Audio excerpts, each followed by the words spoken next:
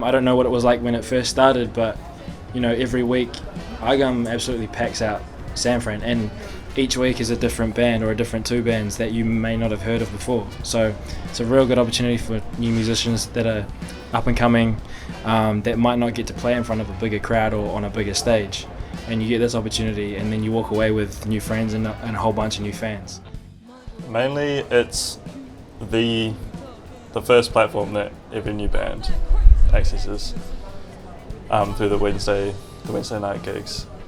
Like definitely every group that I've been in has played an Eyegum and worked towards an Eyegum first, and then like tried to book a solo show or headline show or whatever after that.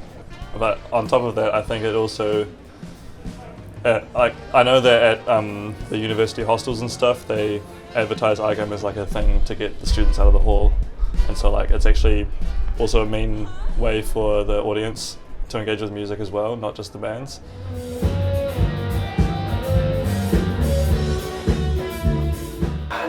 Next year's like our 9th year mucking around, so we've never really we've had ups and downs and sort of squiggly lines.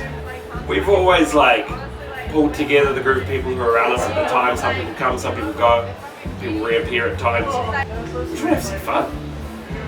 And so just trying to reverse engineer, so it's like we want to have fun. What does fun look like? Okay, let's do that.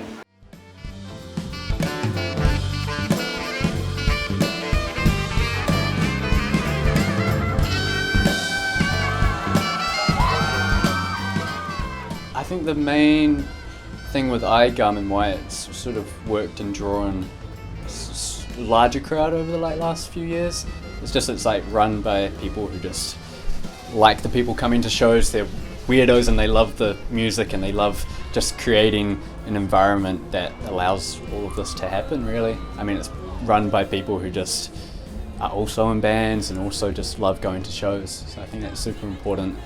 And it's all accessible. I feel like that really helps too. It's not some big thing where it's like, oh my god, Eyegum, you know, only a certain amount of people can do this, and I need to be a great musician to do this. It's sort of in the DNA of what we do and how we do it. You know, like it's someone will have an idea. Often I have ideas, but it's, you know, there's other people in the group, and then it's just sort of like, you know, if people buy into it, they're like, yeah, I sold on it. They're like, yeah, that's cool. I want to do that. Then we roll with it.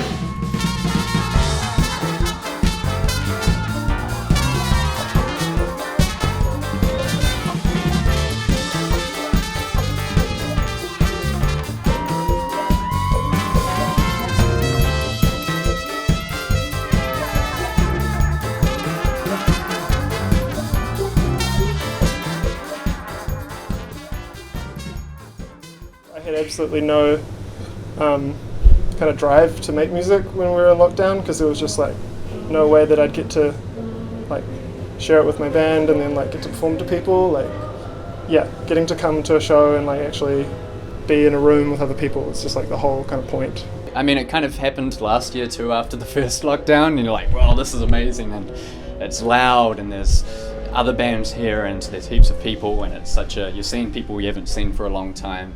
It's quite overwhelming and very stimulating. But I guess like, yeah, just being on stage and having it really loud is the most enjoyable bit, because when you practice, you know, you kind of have to keep it at a good volume to not disrupt other people. I guess the first negative lesson is it's much better to play music when people can dance. But one positive one is like it's real easy to get carried away when you're on a big stage like at San Fran and just play as loud and as intensely as you can. But there's actually a lot of room for soft and beautiful music in the scene that doesn't really happen.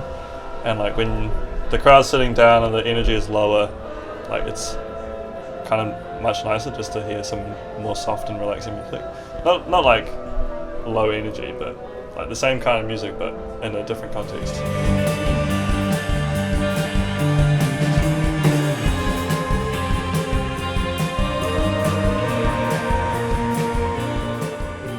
I mean, you know, at its core, it's a creative work, and so people are like playing to elicit a response, you know, whatever format. So the loss of that social element is massive, you know, you can work on songs, you can do songs. I don't even know, like when I'm working on songs, we're workshopping songs in the band.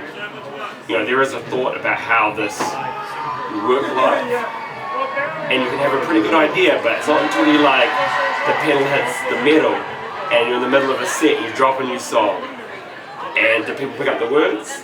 Are people like jumping up and down? Are people going mental for it? You know, like.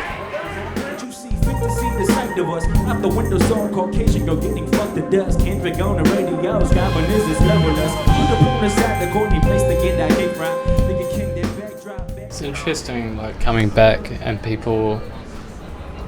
It feels like we have to build that vulnerability up again within the crowd that, you know, like they used to give so freely, but since lockdown, it's just like it's about rebuilding those connections to fans.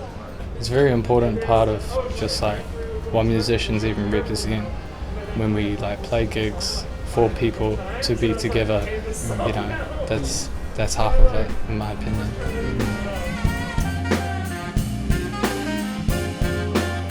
I don't even know if it was just sort of, I don't even know if it's been bad per se.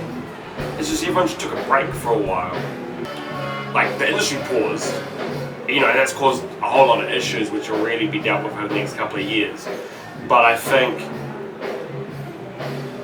everyone's hibernated. And I think we're really lucky. I think if you look at overseas, other scenes, other spaces have had much more harsher experiences. Yeah, I think there's been more of a focus in the country of just like, hey, these people are barely scraping by as is to put on this cool shit you love. You know, make the effort to support them, and I think that's important. People recognize that, and they see it. You know, they turn up to the shows and they're like, oh, that's the person who runs it. That's actually my friend's friend, and we're all in the same boat. We all do our own weird shit. I think people don't take it for granted as much, like bands and audiences, and like, you know, I think grateful kind of energy is a really good way to be making music. You know, I think like you know, there's a new appreciation for seeing live music, especially when you haven't seen it for however many months. You know, and just coming back to the energy, being able to talk to each other freely. It's very special.